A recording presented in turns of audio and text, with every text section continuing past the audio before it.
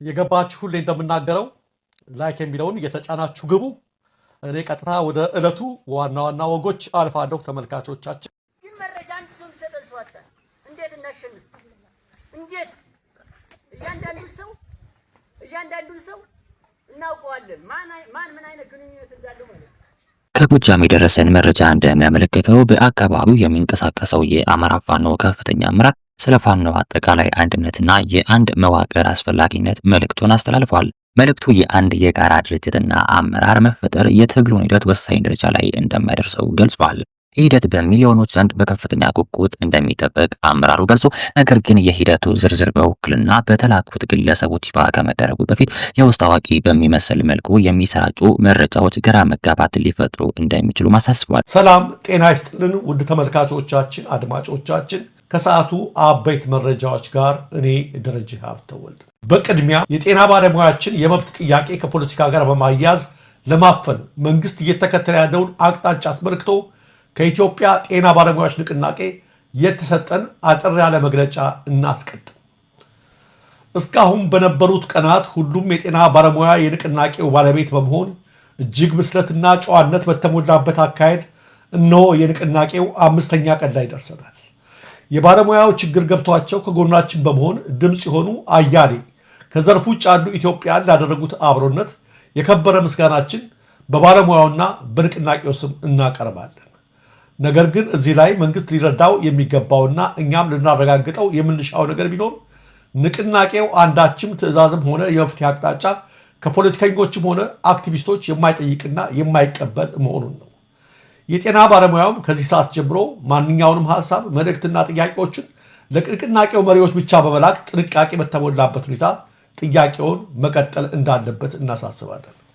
ንቅናቄው በራሱ መረጃዎችን ማድረስ የሚችልበት የማህበሩ ሚዲያ ፕላትፎርም ያለው በመሆኑ በግላችሁ ለግለሰቦች የምትልኩትን መልእክት ንቅናቄው እውቅና የማይሰጠው መሆኑን ማስታወስ እንፈልጋለን። ይህ ሳይሆን ቀርቶ መንግስት ንቅናቄያችንን ፖለቲካዊ ይዘት ሰጥቶ ለማሸማቀቅ ሙከራ ቢያደርግ ወይም ለንቅናቄው የፈለገውን ስያሜ ቢሰጥ መሪውም ባለቤቱም የጤና ባለሙያው ስለሆነ ጥያቄያችን በተቀመጠው የጊዜ ገደብ ካልተመለሰ ስራ ከማቆም ወደኋላ የሚመልሰን አካል እንደማይኖር በድጋሜ ልናረጋግጥላችሁ እንወዳለን። ስለዚህ አሁንም ጤና ሚኒስትርም ሆነ የሚመለከተው የመንግስት አካል የጠየቅናቸውን ጥያቄዎች መፍትሄ መስጠቱ ላይ ትኩረት ሰጥቶ እንዲሰራ ደግመን ማሳሰብ እንፈልጋለን። በመጨረሻም የሚከተሉት ነጥቦች ልብ ሊባሉ ይገባል። ንቅናቄው የትኛውንም የፖለቲካ አመለካከት አይወክልም። ንቅናቄው የትኛውንም የፖለቲካ ፓርቲ አይወክልም። ንቅናቄው ብሔር፣ ዘር፣ ቀለም የለውም። ንቅናቄው ለየትኛውም የፖለቲካ ፓርቲ ደብዳቤ ጽፎ ጥያቄ አላቀረበም። ንቅናቄው ባለቤትነቱ ለጤና ባለሙያው ብቻ ነው። ንቅናቄው የመሰረታዊ ፍላጎት ጥያቄ ነው። በማሸማቀቅ በማሰርና ስም በማጥፋት የማህበረሰብን ጤና መጠበቅ አይቻልም። ንቅናቄያችን 5 ቀናት ይቀሩታል። ናው ኦር ኔቨር። የኢትዮጵያ ጤና ባለሙያዎች ንቅናቄ መልእክቱ አክሎም ከአራቱ የአማራ ግዛት ተወካዮች ተሰባስበው ድርጅት የመመስረት ኃላፊነት የጣለባቸው አመራሮችም እስካሁን ባለው የትግል ሂደት ውስጥም ህይወታቸውን ጭምር መስዋዕት በማድረግ ታማኝነታቸውን ያረጋገጡ መሆናቸውንም ጠቁመዋል። በመሆኑ ለትግሉ አሁን ላለበት ደረጃ እንዲደርስም ላደረጉት ለነዚህ አመራሮች ወቅቱ የሚጠይቀውን አንድ ድርጅት የማዋለድ ታሪካዊ ኃላፊነት ሊተውላቸው እንደሚገባ አጽንኦት ሰጥተዋል። ከፍተኛ አመራር አርበኛ ጥላሁን አብጀ የተባሉት ግለሰብ እንደተናገሩት አንድ ድርጅት የመመስረቱ ጉዳይ ለጥያቄ ሊቀርብ የማይገባ ሲሆን ማንኛውም የአማራ ጉዳይ ይመለከተኛል የሚል አካል በሚመሰረተው የጋራ መዋቅር የሚሰጡትን ድርጅታዊ ተግባራት ለመቀበል ዝግጁ መሆን ይጠበቅበታል ብለዋል። በአጠቃላይ ሞትን ተሻገረው ለትውልዱ መታደግ እየታገሉ ያሉትና ድርጅት ለማዋለድም እየደከሙ ያሉት መሪዎች የሚሰጡትን ማንኛውንም ተልዕኮ ለመፈጸም ከመዘጋጀት ውጪ ሌላ የሚያሳስበን ነገር የለም ሲል አርበኛ ጥላሁን አብጀ መናገራቸው ተዘግቧል።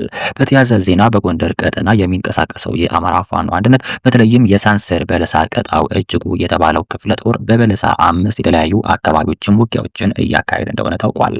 የሐኪሞች ድምፅ ተከትሎ ብልጥ ከጎረቤቱ ይማራል፣ ከሱዳን መማር ይበጃል በሚል ርዕስ አንድ የሕክምና ዶክተር ለማዕደ ዜና የላኳትን አጭር ማስታወሻ ላስከትል። ከሱዳን መማር መልካም ነው። የጤና ባለሙያው ጥያቄ መልኩን ከመቀየሩ በፊት መፍትሄ ማፈላለግ ሀገርን ከባሰ ውድቀት ያድናል። ለማስታወስ ያህል በሱዳን ወታደራዊ መፈንቅለ መንግስት ተደርጎ የ30 ዓመቱ የዑመር ሐሰን አልበሽር አገዛዝ እንዲያበቃለት ያደረገውና ሱዳን አሁን ላለችበት ሁኔታ እርሾው የተጠነሰሰው በሱዳን የባለሙያዎች ማህበር ማለትም በኤስፒኤስ የተደራጀውና በሱዳን ዶክተሮች ማህበር የተመራው የጠበቆች፣ የጋዜጠኞች፣ የመሐንዲሶችና የመምህራን ጥምረት ተቃውሞ ነው። ያ በአምባገነኑ የአልበሽር አገዛዝ የተናቀውና ምላሽ የተነፈገው የሐኪሞች የመብት ጥያቄ ሳይውል ሳያድር ነበር ወደ ታላቅ ህዝባዊ አብዮት የተቀየረው። በኢትዮጵያ የሐኪሞችን የመብት ጥያቄ ተከትሎ የጤና ጥበቃ ሚኒስቴር ቃል አቀባይ ሰሞኑን የደሞዙ ጉዳይ ገና እየተጠናና አሁን መፍትሄ እንደማይኖረው በማብራራት የጤና ባለሙያዎች ስራ ያቆማሉ ብለን አናስብም ሲል ተናግረዋል። እኔም ያ የማከብረውና በአንድ ወቅት በዳይሬክተርነት ያገለገልኩበት መስሪያ ቤቴ ከእውነታው ዓለም ምን ያህል እንደተነጠለና የኮሪደር ልማት የሚባለው የቁስ አስተሳሰብ ውስጥ ተቸክሎ እንዳለ ተሰማኝ።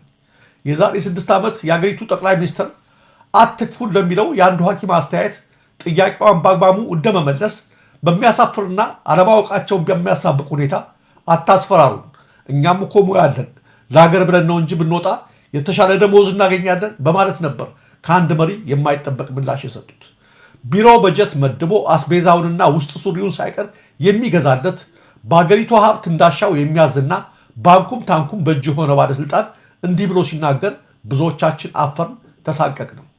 ይህን ተከትሎ ነገር ሁሉ ቄሱም ዝም መጽሐፉም ዝም ሲሆን ለባለሙያው እንኳ ባታስቡ ለህዝቡ ጤና አስቡለት የምትል አጭር ማስታወሻ ከተቤ ነበር። ከዚህ ክፍለ ጦር የበለባሉ ብርጌድና ሌሎችም አባላት በሃይሽባክ በተባለ ስፍራ ላይ በነበሩ የልዩ ኃይል አባላት ላይ ድንገተኛ ጥቃት መሰንዘራቸው የተገለጸ ሲሆን በዚህ ውጊያ 2 የልዩ ኃይል አባላት ሲገደሉ 3ቱ ደግሞ በፋኖ ቁጥጥር ስር መዋላቸው ተነግሯል። በዚሁ ቀጠና ዶንከራ አካባቢ በተመሳሳይ የተካሄደ ውጊያ 6 የልዩ ኃይል አባላት መሞታቸውና ቁጥራቸው ያልታወቀ መቁሰላቸውንም ምንጮች የገለጹ ሲሆን የጦር መሳሪያም በዚሁ ውጊያ ተማርኳል። በተጨማሪም በሐሙሰት አቅራቢያ ኮመ ሸለቆ ላይ በምልከ ብርጌድና በፊት አውራሪ ቁላ ጸጋዬ ብርጌድ በተሰነዘረ ጥቃት በ4 ተሽከርካሪዎች ሲንቀሳቀሱ የነበሩ የመንግስት ኃይሎች ላይ ከባድ ድብደባ ተፈጽሟል። በዚህ ግጭት 11 የመንግስት ኃይሎች እንደተገደሉና በርካቶች እንደተጎዱ የተነገረ ሲሆን በአካባቢው ለሰዓታት የሚቆይ ውጊያ መካሄዱን የአማራ ፋኖ አንድነት በጎንደር የሳንስር በለሳ ቀጣው እጅጉ ክፍለ ጦር ህዝብ ግንኙነት አስታውቋል። ወደ ወሎ ግንባር ስንዞር ደግሞ የአማራ ፋኖ ቤተ አማራ አካል የሆነው ባለሽርጡ የተባለው ክፍለ ጦር አራሪት ከተማን በቁጥጥር ስር መዋሉ ተገልጿል። አርበኛ አንድሬስ ኩርለል የሚመራው ይሄ ክፍለ ጦር በሰሜን ወሎ ዞን ሀብሮ ወረዳ 05 ቀበሌ የምትገኘውን አራሪት ከተማን ግንቦት 1 ቀን 2017 ዓ.ም ጠዋት ሙሉ በሙሉ መቆጣጠር መቻሉን አስታውቋል። የከተማውን መግቢያና መውጫ በመያዝም በተደረገ ውጊያ የመንግስት የጸጥታ ኃይሎችና የአካባቢ ሚሊሻዎች ላይ ጉዳት ማድረስ መቻሉን የፋኖ ህዝብ ግንኙነት ገልጿል። በዚህ ግጭት በርካታ አልባሳት፣ የደረቅ ትጥቅና የምግብ አቅርቦቶች በፋኖች መግባታቸው ተዘግቧል። የፋኖ ህዝብ ግንኙነት ኃላፊ ፋኖ መሐመድ ሞገስ እንዳሉትም ከሆነ የአማራ ህዝብ የመዳረሻ እድልና ነጻነት ትግል በዘመቻ መልክ ተጠናክሮ ይቀጥላል መባሉም ተነግሯል።